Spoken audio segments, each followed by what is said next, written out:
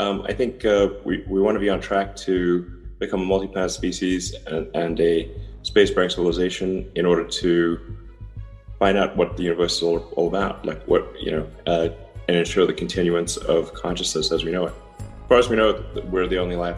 I mean, people think there's aliens, but honestly, I haven't seen any sign of aliens. So as far as we know, we're the only life. Whether we could be the only life, so let's put it that way.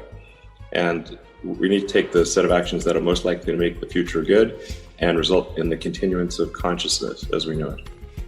We've gone through many iterations, starting from not really knowing how to build rockets at all with Falcon 1, and having 4 failures actually in reaching orbit. 3 failures, and then the 4th one got to orbit.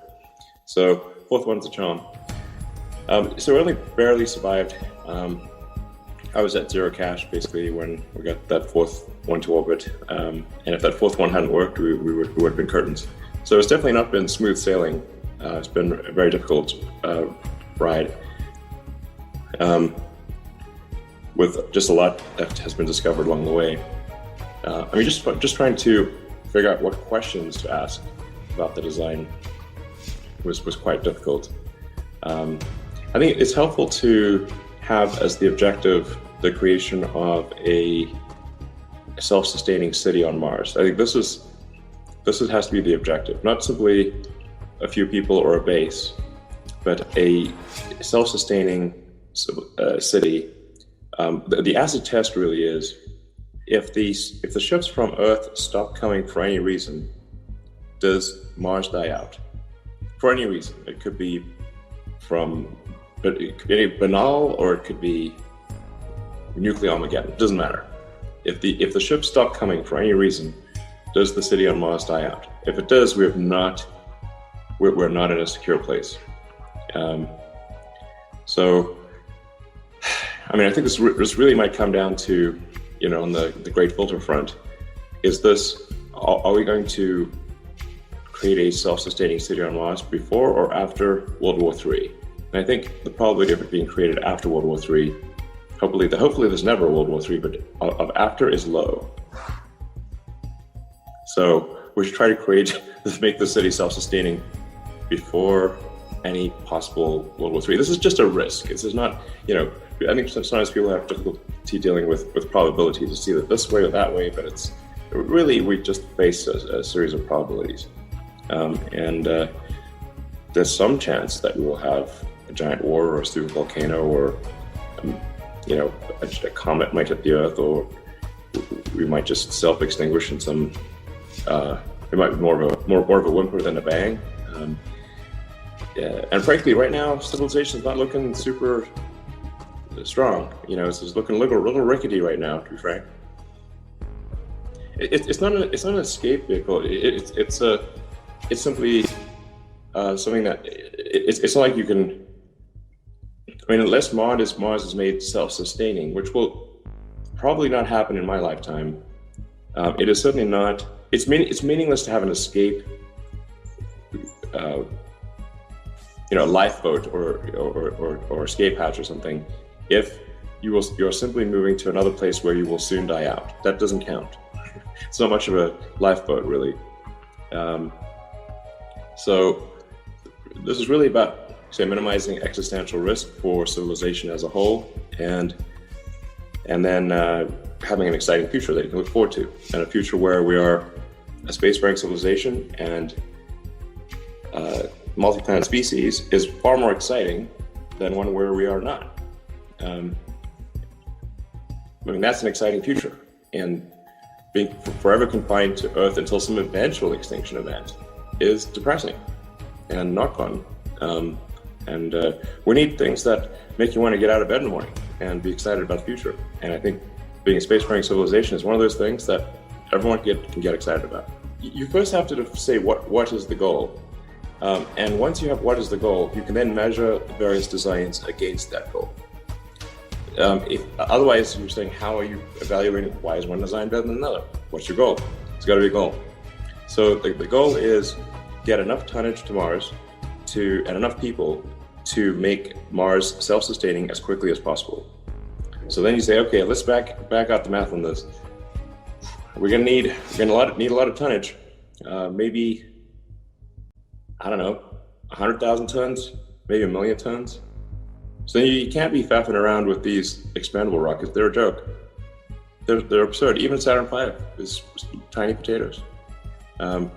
We need it, because if you want to get, like, let's say, first order approximation, 1 million tons to the surface of Mars, inclusive of people, that means probably something around 4 or 5 million useful tons of payload into a low Earth orbit.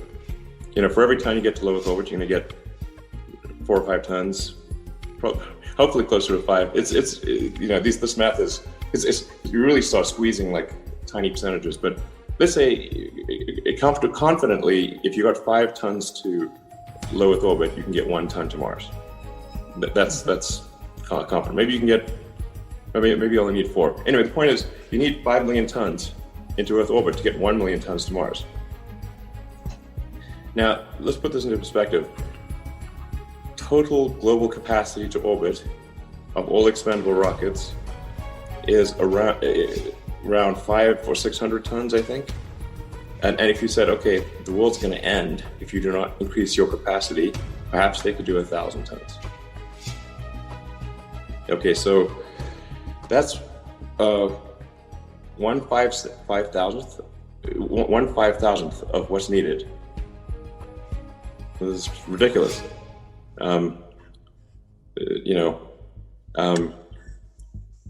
It's not even, 0.1% would be, 1,000th. So way less than 0.1%. We have way less than 0.1% of the capability needed to create if everyone went full tilt with expendable rockets. Expendable rockets are just utterly stupid, in my opinion. Utterly stupid. They're a complete waste of time. People should stop wasting their time. If you try to sell an expendable plane, people would laugh you out of the room. If you try to sell an expendable car, they would laugh you out of the room. If you try to sell an expendable horse, they would laugh you out of the room and think there's something wrong with you mentally. So all these things are reusable. It's essential to be reusable. Now, creating a reusable rocket, orbital rocket, is very difficult. Doing a suborbital reusable rocket is easy. Doing a reusable orbital rocket is hard. Even when a lot of smart people have put quite a bit of effort into it, they might get 2 or 3% of the lift-off mass to low Earth orbit. And a really epic rocket would get 4. I'm not sure I don't think anyone's ever gotten 4. But you basically need to have something that in expendable form would probably get about 4% of its payload to orbit, such that you can spend about half of that 4% on reusability and still net out to around 2% of payload to orbit. So you have to make both the booster and the upper stage and the fairing and everything reusable. With Falcon 9, so with Falcon 1, we did actually attempt to do this. So we had a parachute from the first stage, but really did not appreciate that first stage was going to hit the atmosphere like a concrete wall. So at first I got pretty mad at the parachute supplier until I realized, it's not their fault. We were just big fools. That thing was exploding as soon as it hit the atmosphere. So you really got to do something to ease the transition into the atmosphere at high Mach number. It's very hot, and there's a lot of force and a lot of heat. So then with Falcon 9, we made a bigger rocket, and now scale matters here because you do get basically economies of scale. You can't have a tiny rocket. There's a tiny rocket, you basically just end up carrying your electronics to orbit. So your avionics, So in a little rocket, if you're small enough, just your avionics alone ends up being a significant percentage of your payload, and then you end up, if you had a rocket that was, I don't know, trying to get a 10,000 pound rocket, for example, or even a 10,000 kilogram rocket to orbit, I think you would basically get 0 payload. Now, as you get bigger, the rocket gets bigger, but the brain doesn't get bigger. The brain can stay the same size. So your avionics, for example, become almost 0% of the weight for a big rocket. Then for big rockets, you also get gauge advantages. So we're really in the nuances of rocket design and manufacturing here.